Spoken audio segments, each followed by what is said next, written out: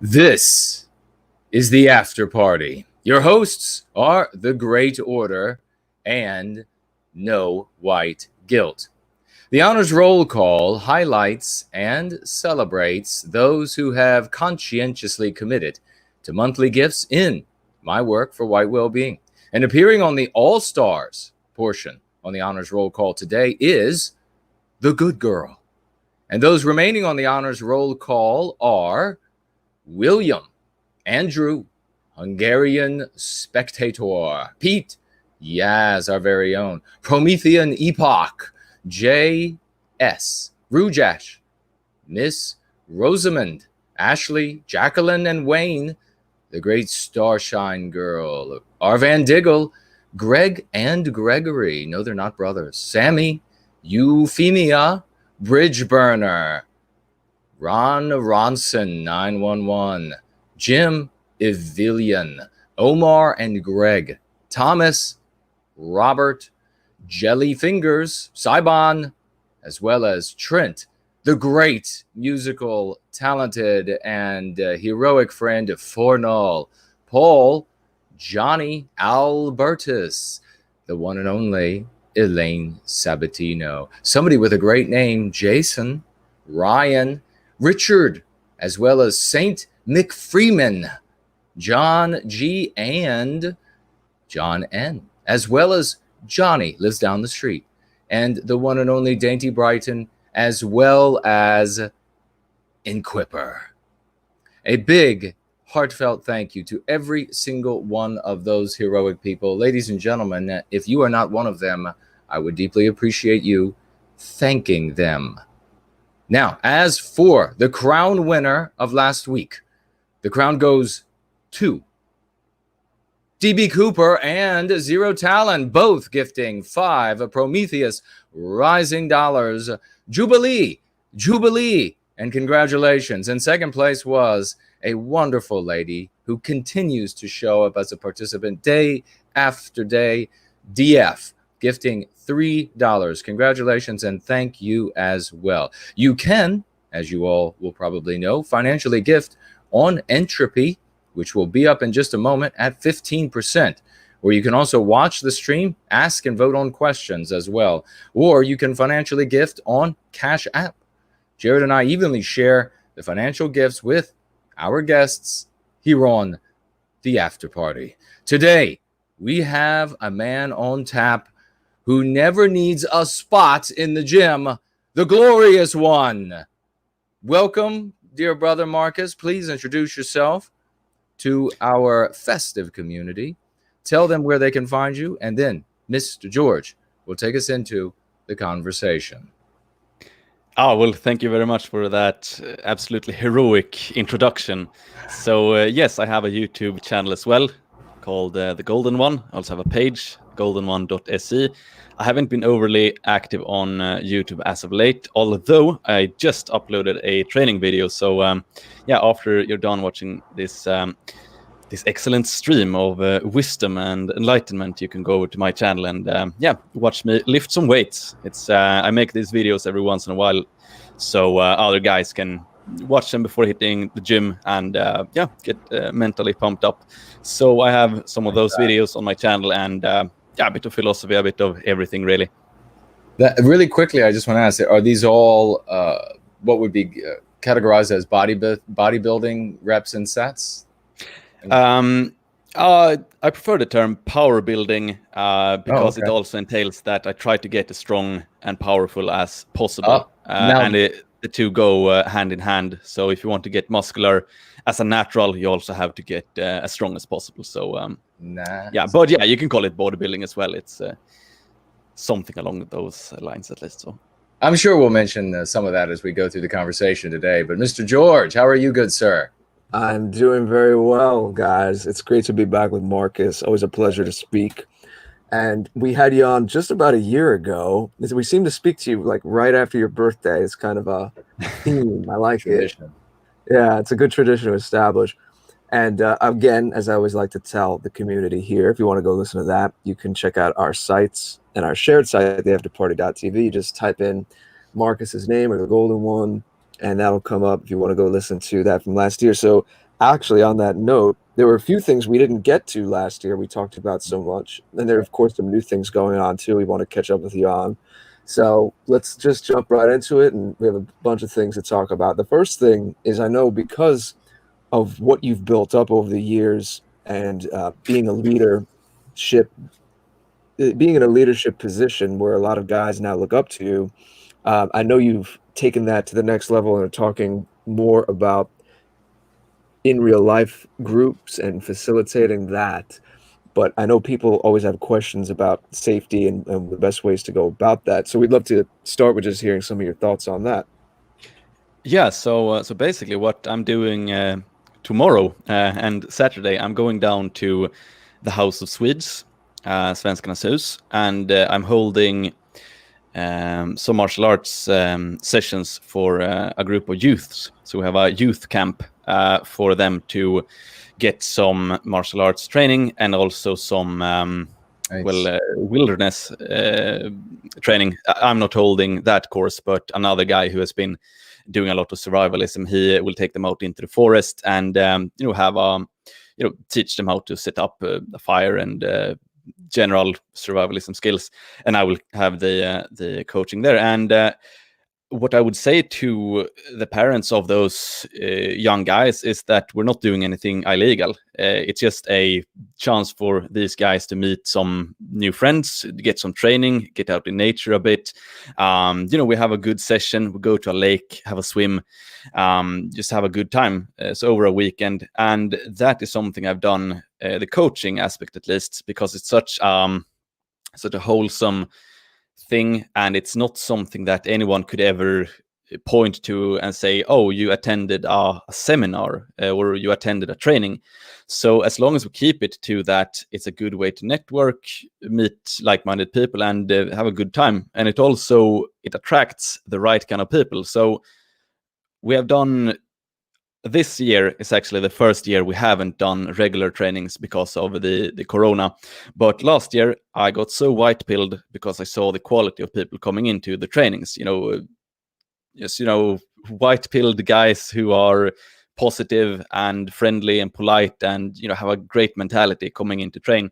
That's And that is the sort of community I want to build, something productive.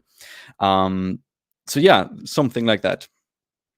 That's absolutely great to hear about the kind of guys it's attracting. It's a credit to what you do as well, I have to say. I know Jason would agree. What about things to look out for? I know Jason talks about this as well.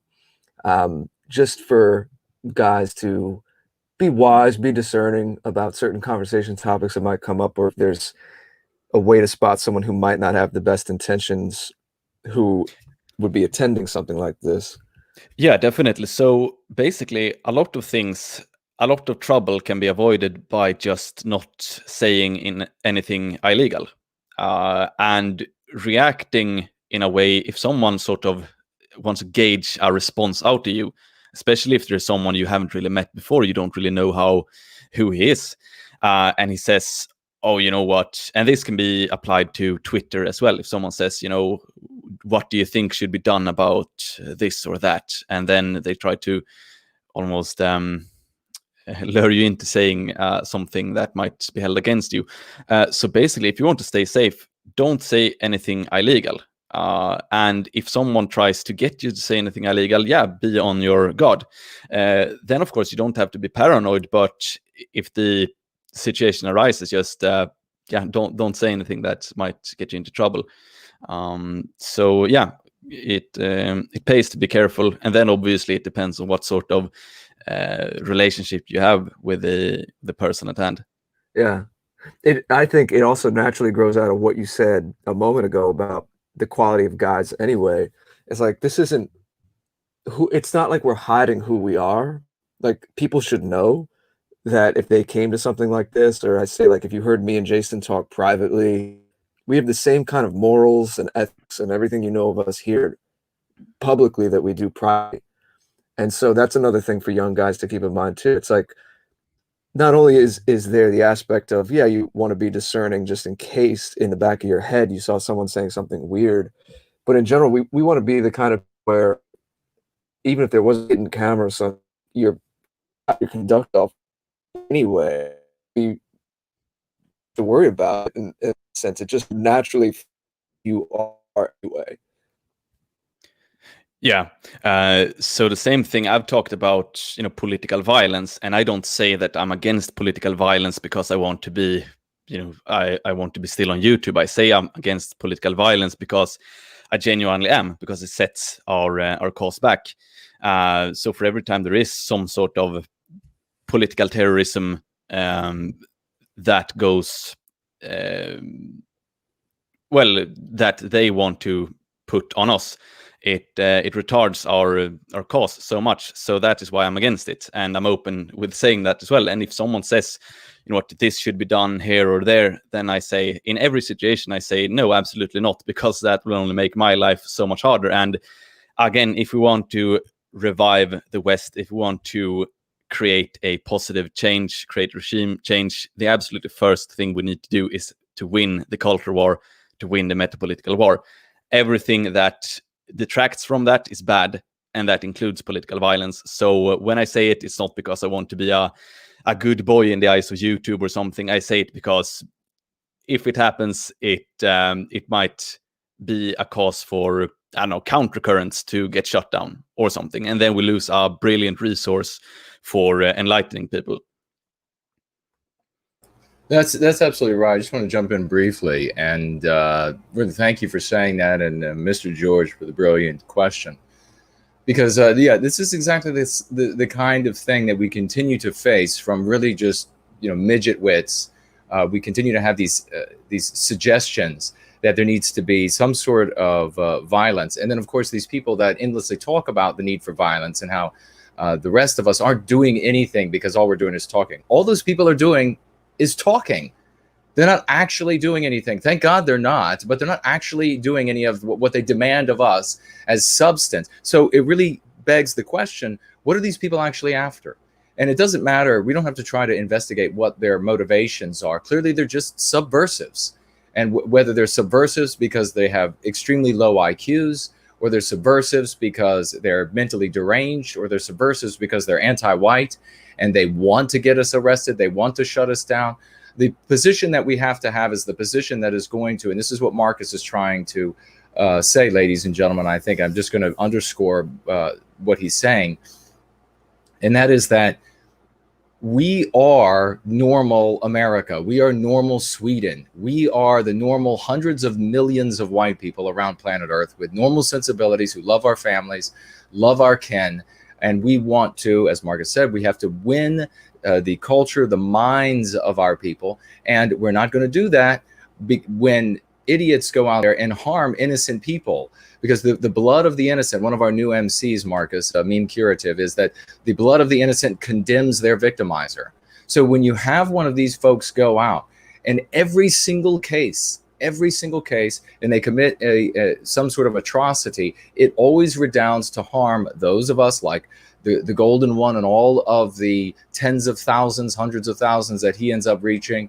Mr. George and I, the work that we're doing, Greg and those guys, the work that they're doing, so many others who are doing good work to spread this message in a time where our people are increasingly receptive to a message that is something other than or antithetical to the message of the regime. Last thing I'll just add to this is that it's not just the act of violence, but it's the talk of violence.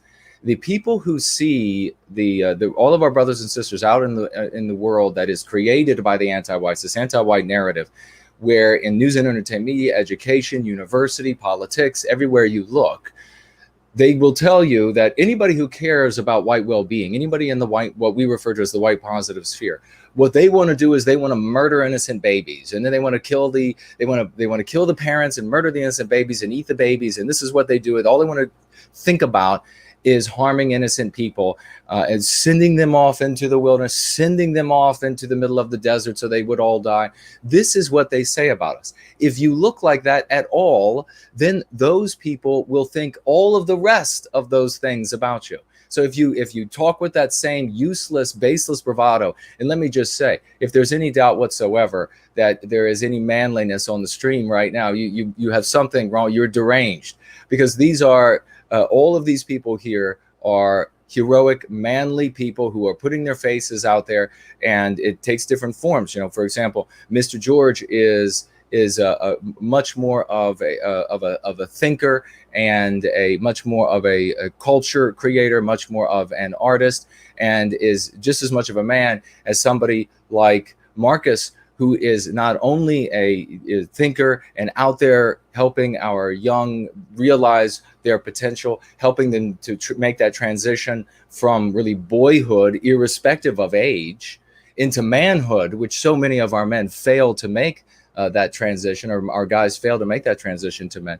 You can see that the courage and manliness, the testosterone is brimming here. So there's no doubt about whether or not we have courage or manliness or heroism or the drive for glory in the veins, in the heart, and in the soul of those who are serving white well-being and saying that violence is not the route. Where there is no courage or manliness or heroism, or it is in those circles with those dirty, broken lawn chairs and guys sitting around propping their beers up on their big beer bellies, talking about how they're going to take on the federal governments of our countries. And they couldn't even take on the local YMCA. They couldn't even take on the local non-white gang that would easily defeat them. That's where there's no actual courage and heroism, just nothing but talk. But I felt that was important to say, Marcus, because you really just hit the nail on the head. That is the real difference between those who are actually making a difference in this world for our people and those who talk about violence. And I'll just say, and I know you believe this as well, and I'll pass it back to you for your thoughts on what I said, and Mr. George, so we can continue the conversation. And that is just simply that we believe not only is violence going to end up harming innocent people, and that is wrong, irrespective of their race, irrespective of any other immutable characteristic or the decision on whatever their religion might be. An innocent person is an innocent person. But as Marcus just said, ladies and gentlemen, in every case that some sort of violence is committed, it always harms us. So we absolutely aver, for all of law enforcement, for any grand jury or jury who we hope never we stand before, that we believe that not only is violence wrong and we reject violence, but that in every single case it harms us. So anybody committing violence who claims to be doing it on our behalf is either lying or is anti-white. And I'll pass over Marcus, any thoughts you have, and then we'll get to Jared and back on course here. Yeah, definitely. I wholeheartedly agree. And I can take the example of Sweden. We had a lot of violence during the 90s, early 2000s with skinheads, Swedish youth gangs. But and of course, I understand, they fought back, they used violence, they didn't have any role models at all. They didn't have anyone telling them that, alcohol was bad, drugs were bad, unprovoked violence was bad. So they didn't have that. But what it did, and again, I understand they tried to fight back against the system. They tried to fight back against immigrant youth, etc. But what it did ultimately, it set back the nationalist movement tremendously by just the aesthetic of it, the skinhead, the drunkenness, the unprovoked violence. So, I mean, we have tried it. We have tried that sort of violence. It doesn't lead anywhere. Had it led to anywhere constructive, yeah, then I would have promoted it, but now it doesn't. So therefore I say, yes, you should learn self-defense. You should train martial arts for a plethora of reasons. But, this going around on the street and brawling with people. So, for example, if I aim at getting to a position of power in Sweden, I want to enact regime change. And a lot of guys, I know a lot of men in positions, they watch me. Sort of, check in every once in a while, see what I'm doing, what's my latest endeavors. And if they saw me in a street brawl beating up 5 leftists, of course, it's one thing if it's in self-defense, but if I just attack them unprovokedly, I wouldn't gain any gravitas in their eyes at all. They would just say, okay, this guy is probably not someone we want to put in the leadership of anything. So that sort of violence, it's not something that will help us in the grand scheme of things. And the same thing with these crazy lone wolf attacks. The only thing that will happen is it will blow back at us and they will start censoring even more. And here's the thing to keep in mind if you want a visual mental technique to just think about whenever someone is posting about, oh, doing this to that minority group, or this should really be done. I assure you that there is a journalist who is out there who absolutely hates guys like us and wants nothing more than to write a big juicy hit piece saying the golden one and the after party, this is their whatever it might be, or countercurrents comments, this or that. That is what they are hoping for every single day. And if something happens, if some unprovoked violence happens, they are jumping with joy, because then they can put a stamp in our face saying, oh, these guys are promoting violence. So you are doing the enemy a service every time you talk about these sort of violence fantasies, which, as you say, Jason, they are fantasies, and they are fantasies of an escapist and coping nature. They think they're actually doing something by talking tough. And again, the true bravery is putting your face on a set of controversial views. It's not about, again, posturing in front of your mates, talking about, again, as you say, taking on the local federal government or whatever it is. So yeah, definitely, I agree. Yeah, thanks both of you for saying that. It's really important, and it needs to be repeated a lot, especially for the young, the impressionable men. On that note, I have a quick little extra question, Marcus, just something that came to mind, just curious. I know they're very different things, but did your abilities to get these groups together, did you learn anything, or did it grow out of how you have been doing online coaching for the past few years? I know that was more specifically just about, unless I'm wrong, about building up your physique and things in the gym, but was there any kind of natural transition from that into the in real life kind of dynamic? They're quite dissimilar, I would say. So the online physique coaching is just a schedule, following up, making adjustments to that, so you follow someone along a longer journey, whereas the physical meetups is more, you hold a session. But I've held so many sessions over the years, so that's no problem. So the main point there was just, we started this back in 2016, started small, inviting some people. Then last year we started inviting, announcing it more to get more guys in. And again, what we did was just, this is a training. Here you can meet like-minded people, but we're not doing anything strange or illegal. This is just a training session. So it applied to people who maybe they went to the gym only, they wanted to try some MMA, they wanted to wrestle a bit. So very, very positive atmosphere. Very happy with that. Now, of course, a shame that we couldn't continue this year, but I'm sure we'll do it next year. I commend you. This is something that needs to go on.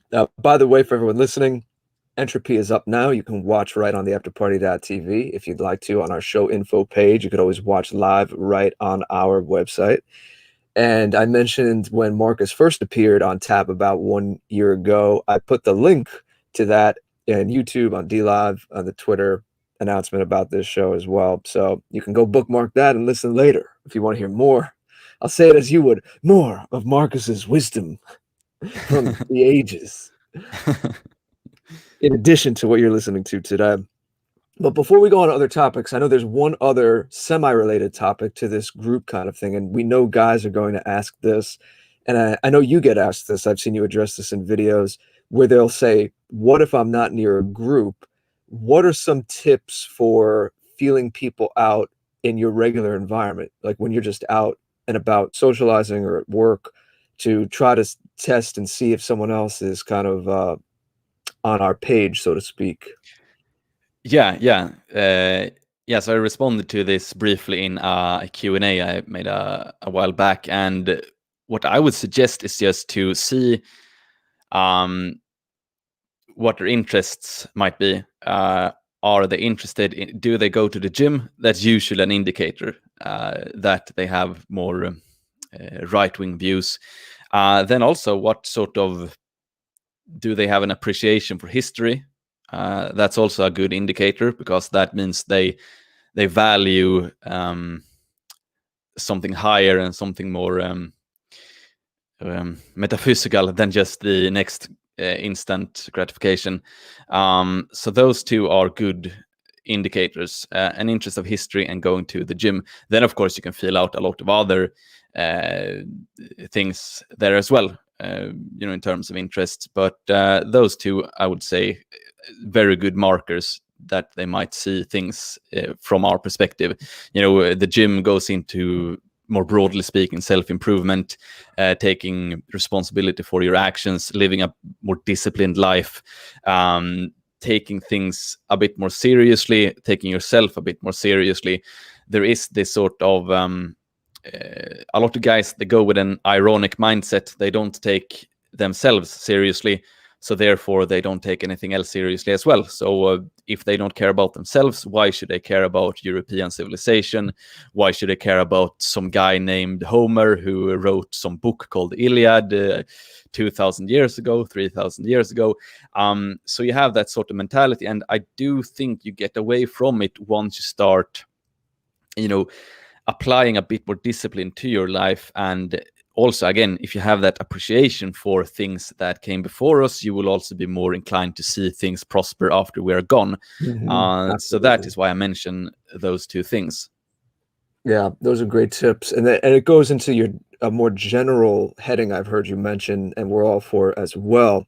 And that is, we know people will be anxious and they want to kind of push forward, have their foot on the gas, so to speak, to try to meet and network with new people, make new friends.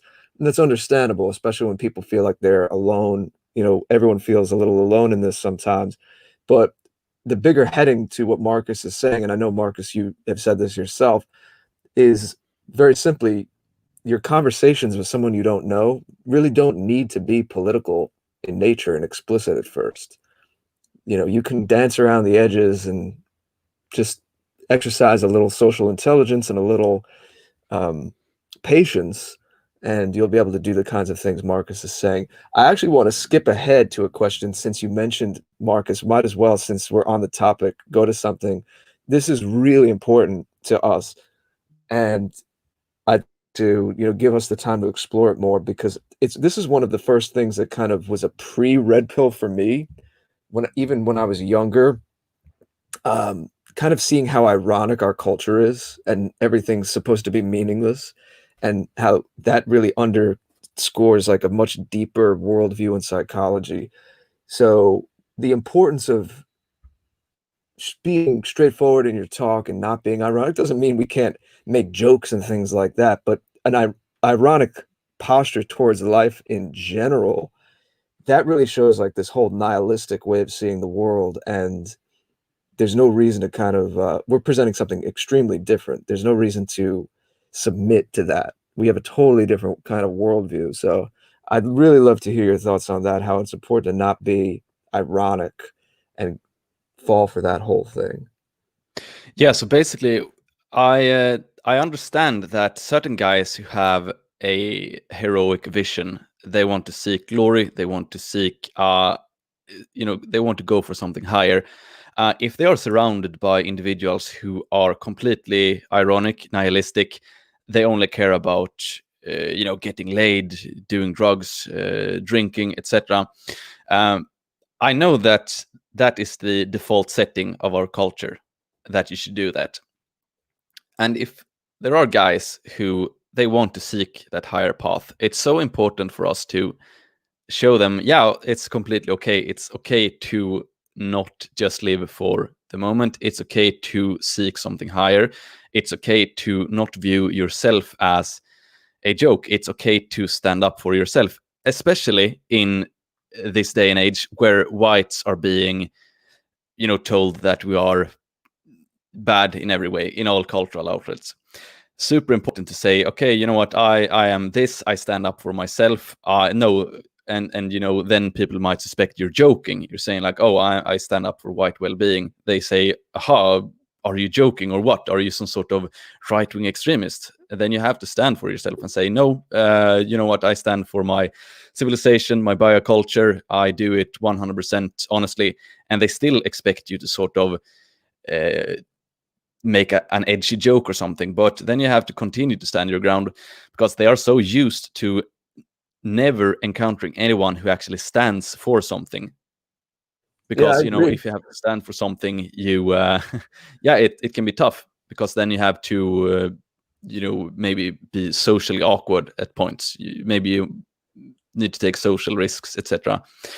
So I think the main point is to stand up for yourself, take yourself seriously, value yourself, and then the ironic aspect will eventually go away, and you will start seeing yourself in a different light.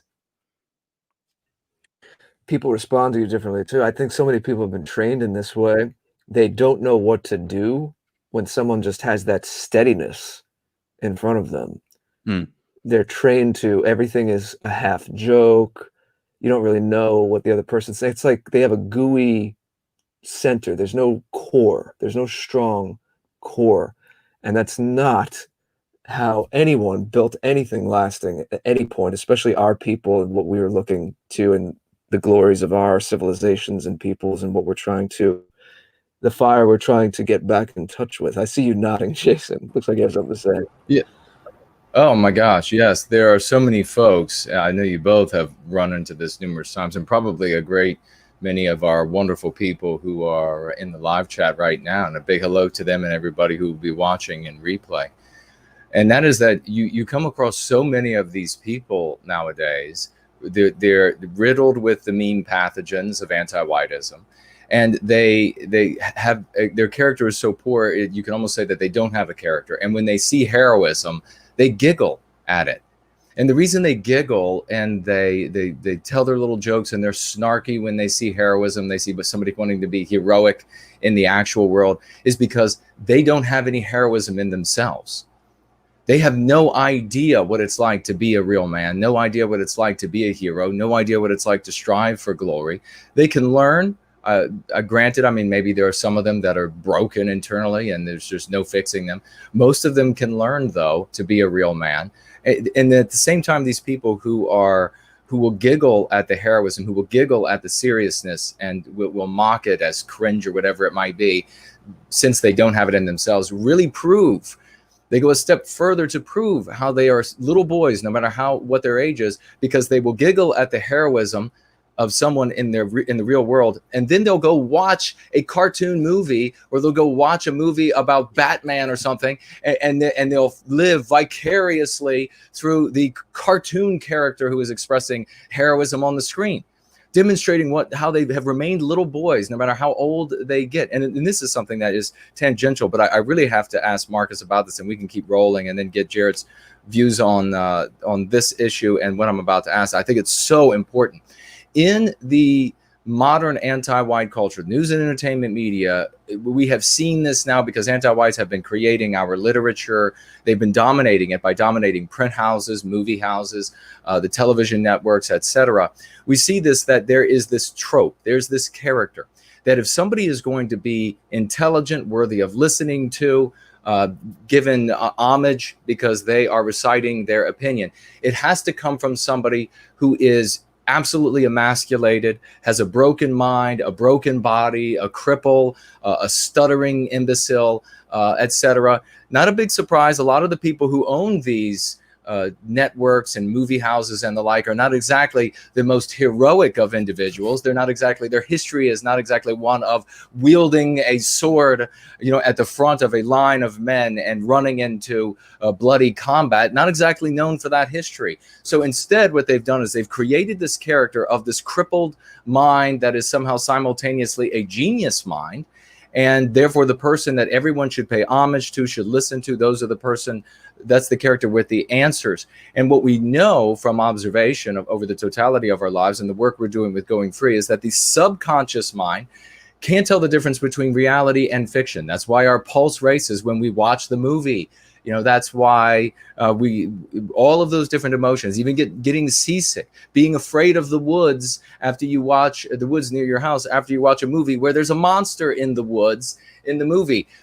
That's fiction, but your subconscious mind that dominates the totality of your life is the mind that you're living by and can't tell a difference between the movie woods and the woods by your house. That's why we end up taking that fear with us from the movie theater and then planting it in the copse of trees near our house that we actually might know very well. Well, as a consequence, when somebody who is intelligent, like Marcus, comes forward and has something to share, and I know, Marcus, you've had to have suffered this. I know I have had to suffer it, and my muscles are only half the size of your muscles. So it's got to be the case that when somebody sees a competent, heroic white man who is in good shape, is healthy, they just can't bring themselves to believe that you have an opinion that is wise or discerning or insightful or intelligent, because clearly you're just too healthy for that. I'm looking for the character who should be in a wheelchair, or who stutters, who can't get along with with their cohorts, or whatever else it might be, a broken mind and a broken body. You don't have it, so therefore you don't have a legitimate opinion. We really have to change this trope. We really have to get away. There are certain regimes throughout history where you can look, and I want to pass it right to Marcus and get his thoughts, where you can look at the brightest of men in those regimes throughout the history of Western kind. And those men are proud, tall, healthy, strong warriors for our people. At no point were these geniuses who figured, and that's not to say that genius can't come from somebody who happens to be in a wheelchair or who happens to be broken in some way. It certainly can come for those people. But it has also come from, and has predominantly come from, a healthy mind and a healthy body. And so, Marcus, I'd like you to speak to that. And we really have to reverse this trope in the entertainment that we imbibe, and start showing that genius does indeed come from the man who is also able to wield a sword. He has the muscle to even pick a sword up, metaphorical sword, and stand at the front of a line of men and charge into combat. Genius does indeed also come from those people. Marcus, please. Yeah, perfectly put. Absolutely perfect.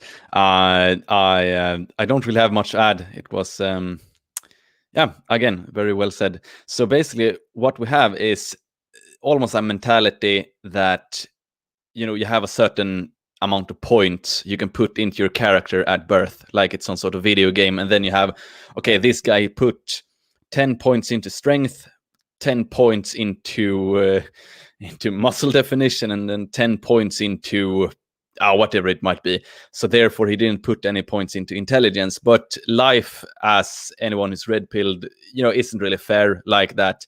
You can have guys who are good at very many things. You can have guys who are bad at most things because of genetics. And so there is that sort of fairness misconception that many people have. If they hear all humans are equal, okay, if all humans are equal, this guy was blessed by, having this impressive physique or having this talent in something else. So therefore he can't possibly also have gotten a great intellect. And it also goes into slave morality. In our entire lives, we have heard that the mean guy, the evil, vicious guy, is the good-looking Scandinavian or German or British guy, something like that. He is oppressing everyone, and he is devious, he's bad in every way. And because he has so much privilege, he has this master position, so therefore he is bad. And slave morality then means that the one who is downtrodden, the one who is lower in hierarchy, is the good one, morally speaking. But in my humble opinion, in my life experience, I have met the complete opposite. The guys, the individuals who have been the most supportive, the most kind-hearted, the most brilliant individuals who have been nothing but kind, have been the exact same individuals who by Hollywood is being portrayed as villains. And this is something I've learned on my time on YouTube, for example. So I know exactly what sort of guys, and I also know what sort of individuals who, when I put up a training video to inspire other guys to go out to the gym, to stop watching porn, to not do drugs, there will be, as you said, Jason, these guys who snicker, who laugh, who jiggle for themselves. They do it as a cope because they can't take themselves seriously, and they feel that sort of resentment instead of accepting someone as, okay, this guy, this looks cool, this looks heroic, I will accept the strive for heroism within myself. Instead of just going with it, they have to have that jiggling, resentful, nonchalant attitude to it, which is, in the beginning it annoys you, but eventually you will see. And I know when I upload this video, for example, I know the majority of guys who I want to have anything to do with, they will see it for what it is. It's good training motivation. The guys I want to have as far away as possible from myself, they will see it as, cringe or whatever they might call it. So yeah, definitely it is a trope we have to reverse. We can be morally just, kind-hearted, intelligent, strong, healthy, beautiful, and good individuals. We can be that. Absolutely, yeah. I wholeheartedly agree with all said. And in the interest of getting as much as we can out of the show, we'll go to a different topic. So again, something that is near and dear to both Jason and I as well, is that even though on the one hand, this is another thing, we can't think in dialectics, we have to think in terms of harmony. So on the one hand, because of the day and age we live in, we're more connected than ever. And we use that to our advantage to see people from around the world. We're talking to you in Sweden right now. We have a great relationship with our brothers and sisters in Europe and Australia, South Africa, all around the world where our people are. So on the one hand, there's a civilizational and racial awareness. On the other hand, and these things do not, again, they do not work against each other. They work in harmony, that as the world gets bigger and more complex in this day and age of globalization, how it's more important than ever to also balance that with the local, and how so much of what you have sovereignty over is really inside your own home, under your own roof, and right outside your door in your neighborhood. We didn't get to talk to you about this last time, so I'd love to hear your thoughts about the local food economies. I know something you're passionate about, and maybe from there, just local culture in general, your thoughts on that. Yeah, definitely. So basically, I've thought about this a lot as of late. I've thought about schools also, since my daughter is now a bit over 1 year of age, so it's a few years into the future. But I've thought about it. How can I best influence whatever school she will go to, she and her siblings? How can I best influence? Yes, that is at a smaller school, because a smaller school I can have a bigger presence because of, well, percentages, etc. And also, if I have people I trust in the same community, living somewhat near, if we go in then forefathers into a school saying, what, we really don't like this particular thing you said about Swedish culture, or whatever it might be.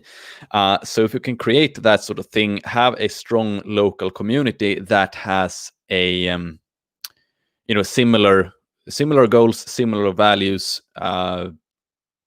it's absolutely great if we can have that to influence schools. Because if we are in a larger community where most people, they don't really care, the schools will continue as they are, and they have I don't know, LGBTQ lesson for 5-year-olds or whatever. So that is one thing. You have more power in a smaller community, and if you have more people you trust and who are on the same page as you.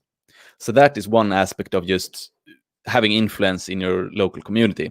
So main point, live with people who are who you see eye to eye. Then also, in terms of food production, first and foremost, it's the closer you get to a certain product, the better. If you can buy things from your local farmer, it will be fresher, healthier, save transportation costs, etc. Absolutely great. If something should happen, if you don't rely on imports from another country, for example, you will be in a much better position. So if something happens in Denmark, for example, and if I had been dependent upon meat and dairy from Denmark, and that, if we another example, if I have only buy my dairy and meat from a Swedish farmer living 2 kilometers away. Of course, I will be much more durable in times of crisis. So, if something happens, if there is a convergence of catastrophes or whatever it might be, you are more durable if you have a local food network, so to speak. So, yeah. Absolutely, yeah. It's healthier for you. It's more anti-fragile. It checks many boxes all at once. You mentioned fatherhood when you're talking about the schools. So that's another huge thing we want to talk to you about. First would be, as an outgrowth of what we were discussing earlier, the war on fatherhood. This was another, actually, now that I think about it, this was another pre-red pill for me. I was noticing this again, even when I was a teenager myself, before it was even written about in articles in our circles and things like that. In America, of course, Homer Simpson, because The Simpsons is so popular and long-running show here, it was this Homer Simpson effect. And, I watched it clever. I watched The Simpsons when I was younger, too. A lot of clever jokes and stuff. But you realize every dad on TV and most movies is like that, is this bumbling idiot. And it's been that way since, I don't know, I guess increasingly since the 80s. Maybe I haven't done a study on it, but we all grew up seeing this. We call it like the Homer Simpsonization, became a verb of how males, the father, is presented. And when you contrast it with shows that are more wholesome from the 50s, not that we know the 50s weren't perfect, but at least there were higher standards in media and TV shows. We had little shows about like American towns, and it was the strong father, good example, things like that. How there's a war on fatherhood, and like we were talking about before with character and being ironic, I'd love to hear you specifically on this war on fatherhood. And then please feel free to give us any insights and updates from another year of being a father, because we spoke to you a year ago and you would just become a father. It was pretty new then, and now you have a whole other year. So you could feel free to get a little personal however you want to after we address the whole Homer Simpson thing.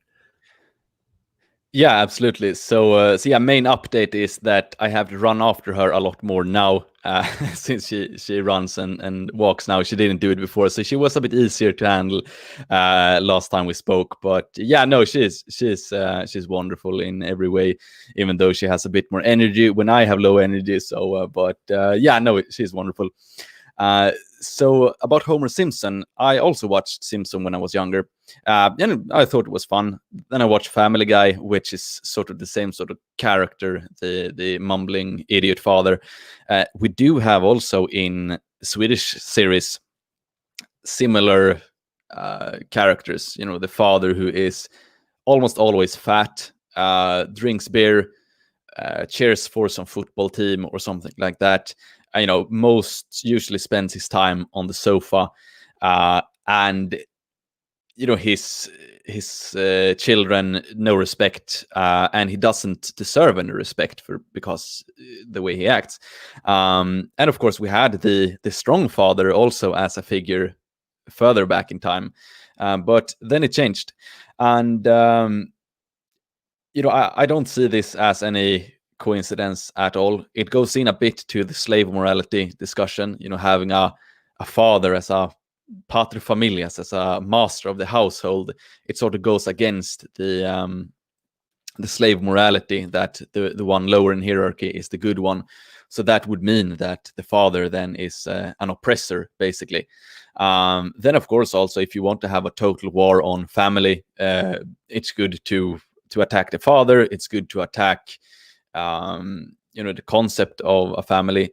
I'd say the fatherhood, the father figure, it's important to attack, because ultimately, if you want to have the hearts and minds of the youth, you compete with their family, you compete with their fathers. So if you have one side, horrendously bad culture, who do not want to do anything good with your sons and daughters, yeah, you have your main enemy will be the father of those children.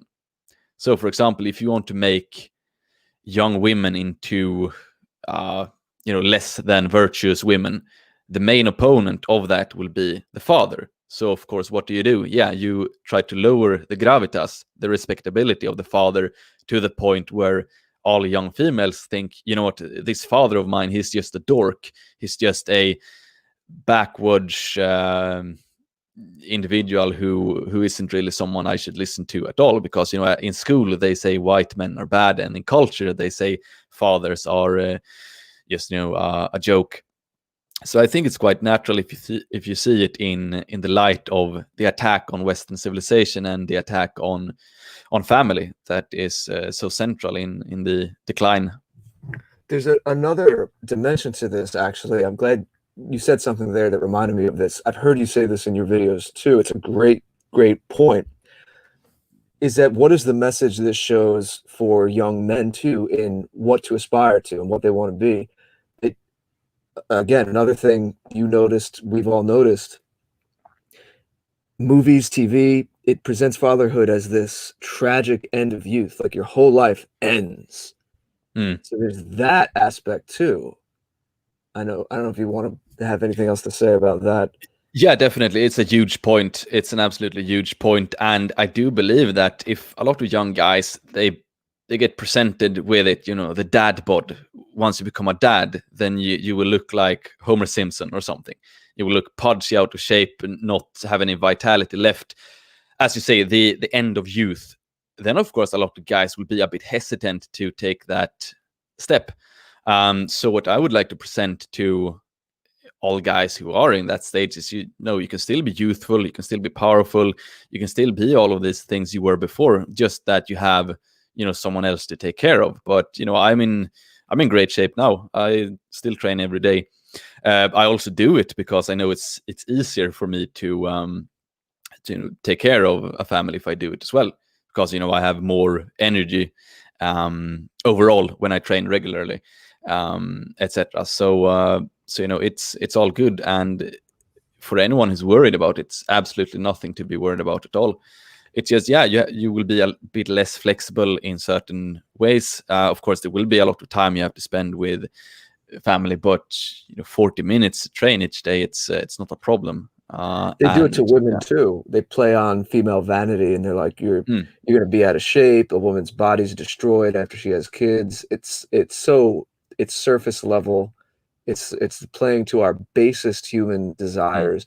And as you said, if anything, the opposite is true. Absolutely. If you're eating well, you're exercising, you're going to have more energy to do the things you need to do as a father or a mother anyway, and you're modeling better behavior for your children. It's all upward spiral kind of things. We want harmonious upward spiral, inspiring kinds of actions and behaviors, whereas the opposite is presented in media is all this downward spiral kind of thing. It's really a cult of death, as people say. And so many of this is just false dialectics. People are presented with this either or. And of course, in life, sometimes there's a time to take a stand. You have to say yes to certain things and no to other things. But on the other hand, there's also a lot of false dichotomies presented, false dialectics, and we have to be aware of those. It's not always this thing, well, you have to be herded either in this direction or that direction. You can't have both. That's just silly.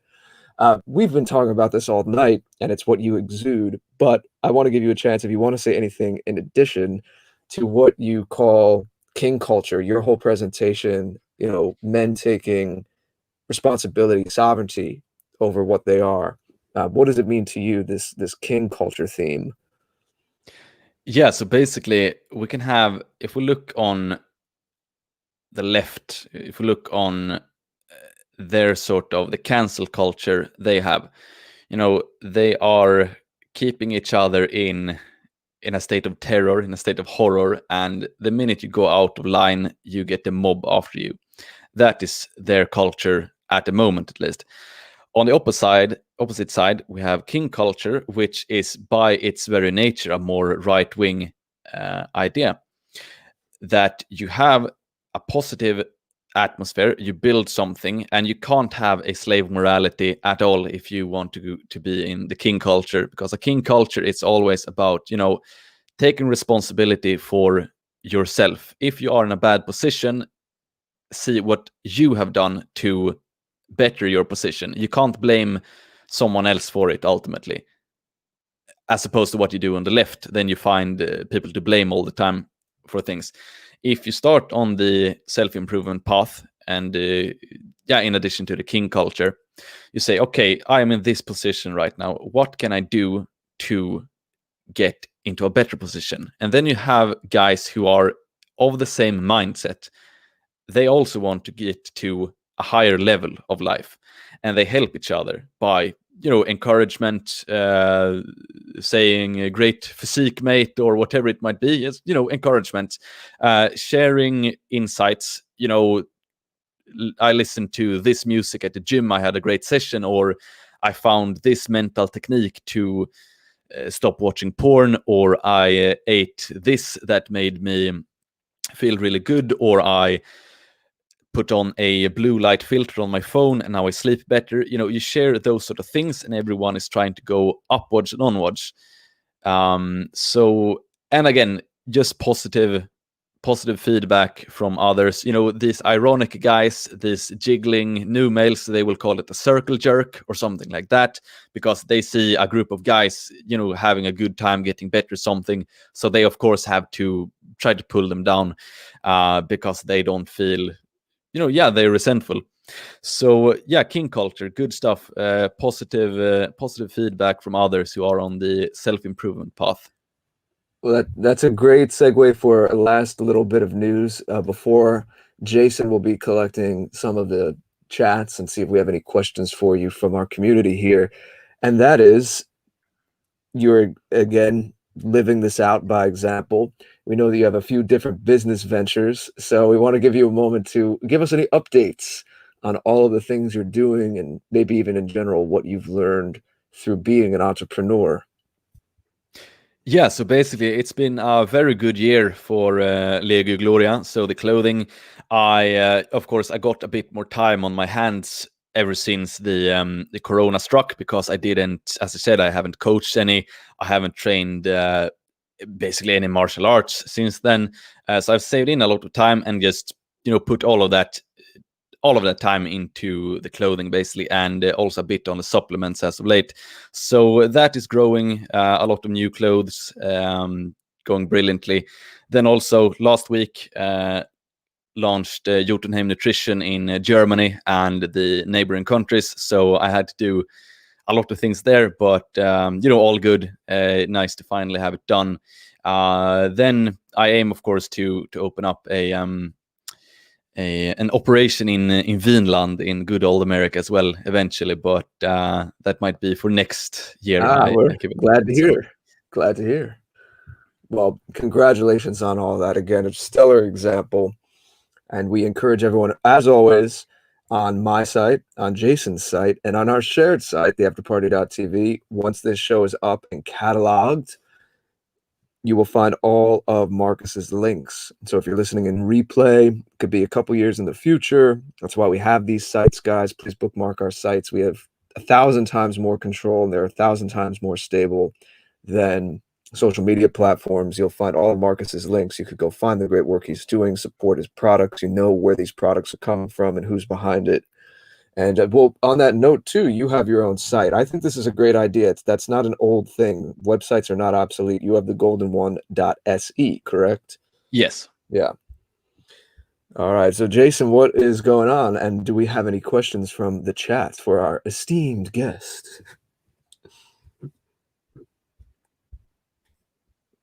Well, I'm not getting audio. Am I the only one? I can't hear you. How about now? No, Can you hear me now? Okay. We do indeed have plenty of questions. The audience is very excited. And just so everybody knows, if Marcus has to jump off for a second, he'll be right back. But we have been around long enough that he might have to briefly go. Just wanted to let everybody know. We do have over here Zoe writing that, guess what, No White Guilt? I took my favorite shirt of mine and wrote on the back with tape, "No White Guilt." Then I sprayed bleach over it and peeled the tape off, and I love it, and wore it out in front, wore it out on the town, and looks like it was a big hit. Thank you so much for doing that, Zoe. That's over on the Discipline channel. And thank you, Roy, for mentioning that if you want folks to get my attention over there, you have to tag me as Discipline with NWG. Now, we have a host of financial gifts and questions for the one and only Golden One. We have first, it looks like came in today, was Casual Cruising. If I'm looking at the right, yes, I am. Casual Cruising with $10 today. Thank you so much, dear friend. And writing here, very cool to see my 3 greatest inspirations get together for a chat. I'll listen as well. It is indeed. I'll listen as I take a long forest walk. Hopefully, we'll soon meet in the house of the Swedes, Marcus. Tack for, and I guess this is something in Swedish. I'll put it up in the, you can tell me what it translates as. Let me just grab that, and then I will proceed. Tack för allt du gör. Thanks for all you do. Thank you very much. All right. Thank you, Casual Cruising. And we have the great one and only Tall Kevin, a great participant in our community. And he financially gifted $3 wrote here, golden Nordic runes are an integral part of Nordic culture. Although infamous, they can't be separated from our people's history and should at least be spoken about regarding their meaning and purpose. Any thoughts about that, Marcus? Yeah, definitely. I agree. We have a lot of rune stones around here where I am. And a rune stone is basically erected by the family of a man of valor. And they are from both the pagan time and the Christian time. So in certain rune stones, it says, here lies Harald, or some name. He went into England. Or here lies Sven. He went to Constantinople, or Miklagård.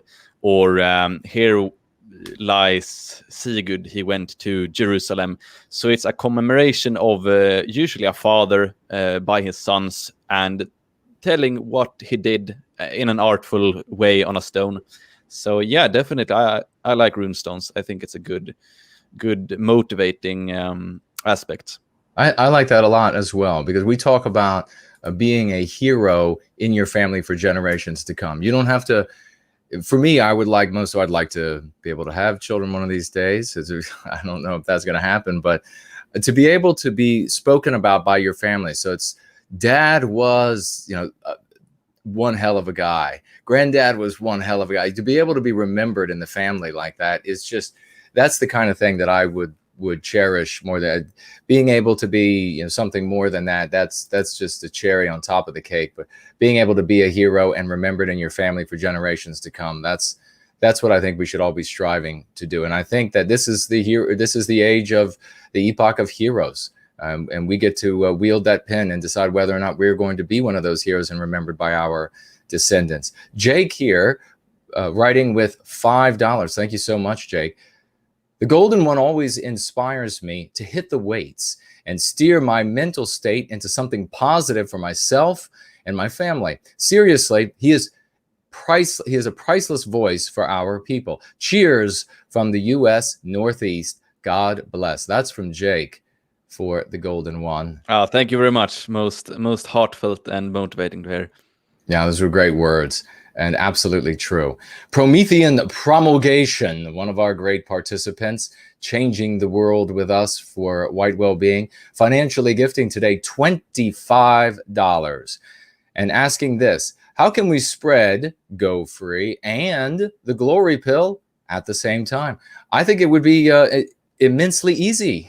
You just do exactly what you just said there. Marcus, do you have any thoughts on that? I didn't quite understand the question. Well, the Go Free doctrine, of course, is what we teach here in service to White Wellbeing. That is the treating of the mean pathogens, and then the Glory Pill, the work that you do, helping folks to be better people and seek the glorious path in enlightenment in body and health. I think those things are hand in hand, in fact, because when we talk about going free, we talk first about treating the body and curing yourself of these deleterious anti-white ideas that are preventing you from moving forward to really accessing your true potential. And most importantly, that innate biospirit, those talents, those innate talents of our greatest heroes and thinkers and the like, that you have no idea what they are because you have been taught to believe that you're a child of an evil people and intrinsically guilty and responsible for some sins of some others. So that essentially, I think, is what the questioner is getting at: Promethean promulgation. All right, yeah, and I can add to that a glorious deed in the modern world is to stand up for white well-being and to promote the message of white well-being. So if you want to do something glorious, truly glorious, that is something that you could do. So yeah. Amen. Amen. Let's get a round of some raucous emojis for one. Western Pride Worldwide, who just financially gifted 50 British pounds. Thank you so much for that, Western Pride Worldwide. And writes here, all right, lads, thank you for all the work you do. You all give me lots of white pills and hope that white people will one day take back our destiny. I know that we will. Thank you, TGO, for getting me back into the gym and rejecting degeneracy. I have some suggestions for future guests. Way of the World, Keith Woods, and Nick Fuentes would be great. Thank you very much, Western Pride Worldwide, for those kind words and those 50 beautiful British pounds. We have, and remember, ladies and gentlemen, tag me as No White Guilt on the No White Guilt channel, Discipline with NWG on that channel, as we are getting short on time and getting ready to tap out here with the glorious lion, the golden one that we have with us today. Always an honor to have this gentleman with us.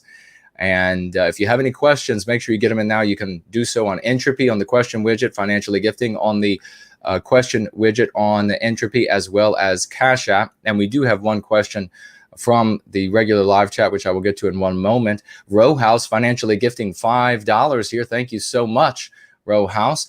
Golden One, give us a brief workout routine. And I will add, please, how many sets, reps, and what arm and leg exercises, Jason, do you and Golden One's workout plans match? Well, I would imagine, just very briefly say, that ours are probably a little different, and because we have a little bit of a different objectives with working out. And that's a really big question. I know Golden One heard that question and thought, oh my God, how do I answer all, there's so much that goes into a workouts, and it varies it can vary from week to week. So I would just say, Marcus, if you could speak maybe to one of these, you'd really be doing Row House. And I think a lot of the guys, a lot of good, maybe something in particular for the biceps or triceps, or something in particular for the chest that would really hit those areas hard and give these people some soreness to celebrate in the days after. Well, I usually recommend just sticking to the basic compound movements. So bench press, deadlift, squats, military press, and barbell rows. Then if you want sets and reps, you can just go 5 by 5 to begin with. I think that's a good aim if you're new to it. So yeah, those exercises, 5 by 5, something like that. And then you build a good base. Then later on, you can add, biceps curls and stuff like that. But the base should always be, compound movements. Very good.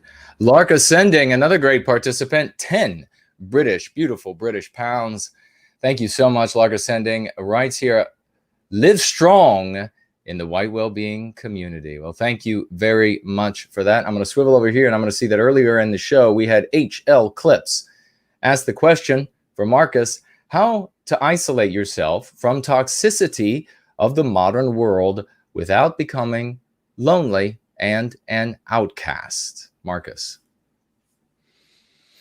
Yeah, so tough question. What I could say though is that if you are into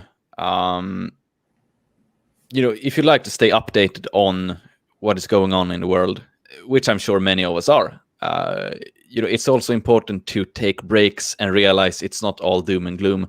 Over the summer, I've taken a break from Twitter because I felt, Twitter it's great to keep updated. It's great to, people share good links to whatever it might be. Sometimes it's necessary, but it's also important to check out every once in a while, to not constantly take those black pills, hear those bad things, because it will affect you mentally. You will be a bit more negative, and you will start seeing things in a more negative light, and that makes you less appealing as an individual to be around also. So, you should not forget that we are in dire straits, because we are, but you should also not focus too much on it, because then it will reflect in your personality, and you will have, you might end up being a defeatist. You might end up being very black-pilled and think, nothing matters, and all these normies, they are so bad because they don't see things the way I do. So if I just can give some advice, is to check out every once in a while. Just take a step back, focus on something else. Very good advice. I'll just tack on to that make the decision to do something small and to stay with small things for White Wellbeing. This has worked for me for decades now. To do small things so that you always are putting one foot in front of the other toward the goal of White Wellbeing. And do that when you are feeling down the most, when you feel like there's nothing you can do in the world. Just do those little things. And it is those small victories of, well, I just leafleted another 20 houses. I did have times where I felt down. I felt like we're never going to accomplish this when I was much younger. And then I would say, okay, well, I'm going to just distribute 20 leaflets. Maybe one of these leaflets is going to get to somebody that will then get to somebody that will then get to somebody. And that guy gets elected president. Who knows? And then the world changes, because I decided at that night, I'm going to go pass out just 20 leaflets in the middle of the night or in the evening. So that is another thing that you can do to feel productive and feel like you're making a difference. Tall Kevin back again, a great participant, $3 more from the hero, and writes here, Mark, as a Swede, I hold you personally responsible for IKEA and forcing me to attempt to put furniture together with instructions that do not have any words in them. Why, Mark? Why? Well, I have, as a Swede, of course, I have assembled so many IKEA things over the years. So yeah, you have my full sympathy there. That's hilarious. Okay, we have some questions over here in the question widget. And remember, folks, we're running out of time before we tap out here. How would everybody like to see me over in Sweden at some point, working out and in the ring with Marcus, training, fighting for the good of White Wellbeing, and seeing if we can get some people interested? I think that would be a hell of a lot of fun. Over here we have, let's see, Volkish Warrior asking, please ask the guest if he'll check the parents, what is this, of his daughter's future friends, to make sure they're not beta leftists, who's the guest I speak of. That's a secret I'll never tell. I don't know what that is, but I used to say it in older videos. I always used to say that before XOXO boom. So, so it's a long time supporter. Yeah, definitely. So optimally, spending time with parents who are on the same page, who have similar values, regular family values, nothing strange. So yeah, just talking to the parents beforehand, seeing if they have any sort of strange ideas or anything. But yeah, that's something I intend to do, and hopefully then have family friends. I have some of my friends now are getting children as well, so it's good timing for them to we can meet up and stuff. So fantastic. And folks, we're really getting ready to tap out here. We have Row House with $3. Thank you so much. Back again. Golden One and Jason, do either of you do boxing training? Do we need more white boxers? I did back in the day. Marcus? Yeah, I was actually I trained boxing last Sunday, and that was the first martial arts I did since March or something. So yeah, in regard to the sport of boxing, I'm not really sure. I would say MMA is a better path for someone just because of the amount of hits you get to your head. But as a training form, I do believe boxing is absolutely brilliant. So I would love to see more white guys in boxing training, but not necessarily being professional boxers. I would rather see professional MMA fighters. But if there are good white boxers, I will cheer for them. I will root for them as well, of course.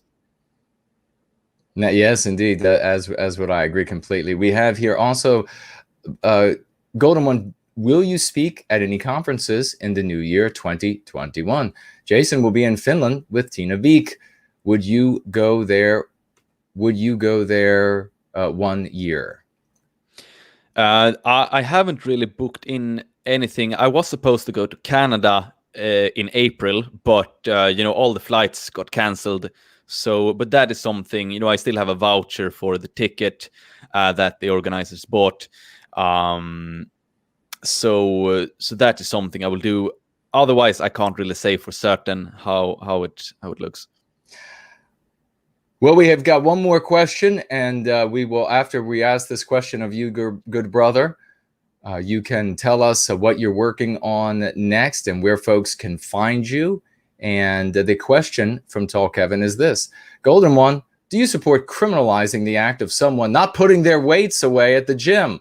Also, congratulations on being a father. I pass that to you and your final thoughts and where folks can find you, Marcus. Yes, definitely. I'm definitely for that law proposal. And thank you for the kind words.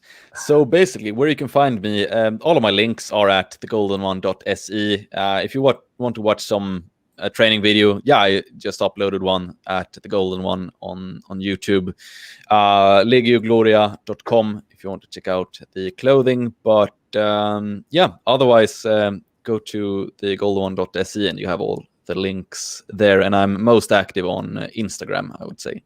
So thanks for having me. Good conversation as always, and I'm thankful for being invited. Oh, it's our pleasure, brother. And we have Art Acrobats financially gifting over on Cash App, and $10 for the denouncing the violence. And thank you so much for that. We absolutely do denounce the violence. Mr. George. Well, yes, I'll underscore everything that's been said, Marcus. It was such a pleasure to speak to you again. And as always, best to you and your family. We're always sending our best thoughts, and hopefully our paths will cross more again in the future.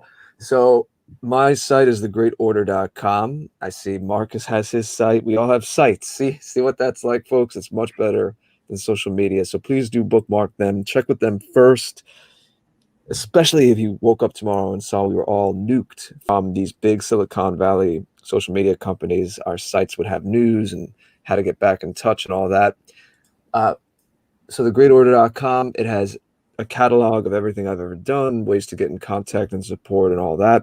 And then Jason and I, of course, have the afterparty.tv, where we have these streams. You can watch when we're live. There's a lot of community generated content as well. When you all make music and put your own video edits together, a lot of that ends up on our side as well, because we're all in this together, and we expect people to be participating and active and create our own path forward, our own culture together. That's what we love doing, encouraging as we all learn together, inspire each other, and all of that. So please check out the sites and still follow us on social media, because while we're there, it does help us grow, helps the numbers. But as we like to say, we have to be the algorithm. We can't rely on other companies to recommend our videos automatically. We know the opposite happens.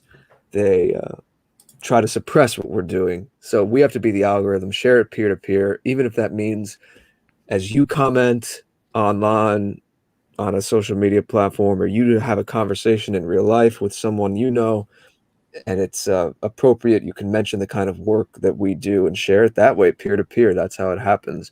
But it's great, as always, to do this. I send my love to everyone, and we will talk soon. Jason, I give it to you to take us out. Well, let's do that. It's been a magnificent show with Marcus, and I'd love to get over there to Sweden and work out with him and do some boxing, get that on video. That'd be a heck of a lot of fun. Thank you to everybody who was with us today. Roy Danton And Bart will be modding today. Everybody who financially gifted and participated in the live chat, a big hello to everybody who watches us in replay. And I want to spotlight a few people. We saw, of course, Lark Ascending was in the live chat today. So was 41 BMC. First Last as well was with us today. A big thank you to all of you. It's been a most exciting time, ladies and gentlemen. And of course, we look forward to seeing all of you again next time.